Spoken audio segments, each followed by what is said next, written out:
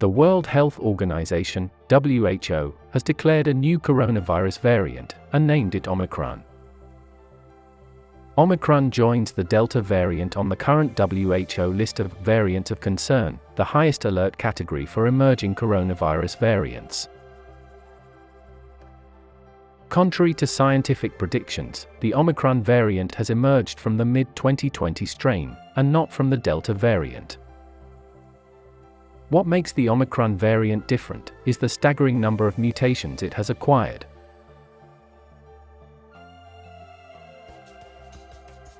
Preliminary genetic analysis shows that it has twice the number of mutations as the Delta variant, the world's most dominant variant so far.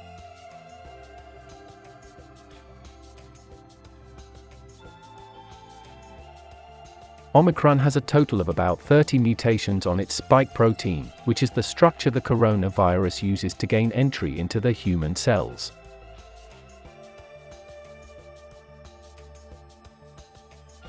Most of these mutations are found in areas which have previously been linked to increases in immune evasion and viral transmission.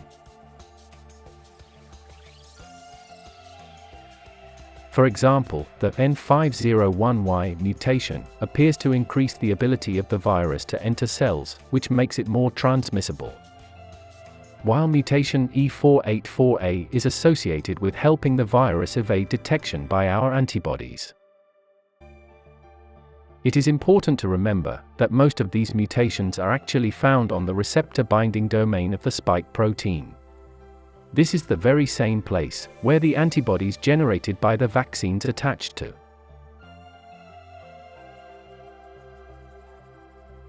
Effectively, the 30 mutations discovered in the Omicron variant will change the shape of the spike protein, making it harder to detect by the immune response which the vaccines have induced.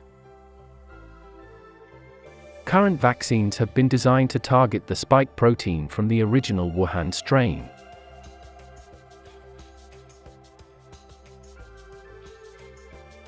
Some of the mutations in this new variant may mean that the virus can spread easily, or make the vaccines less effective.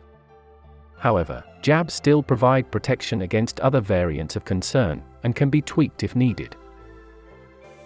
It is highly unlikely the vaccines will not have any effects, but there might be a reduction in the protection they provide, caused by mutations in the spike protein. The mutations also mean that the new variant is likely to be more resistant to antibody treatments, which have been shown to save lives.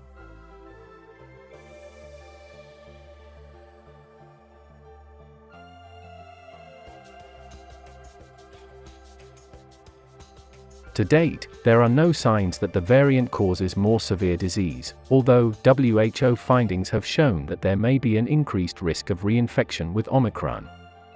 This means people who have previously had COVID-19 could become reinfected more easily with Omicron, as compared to other variants of concern.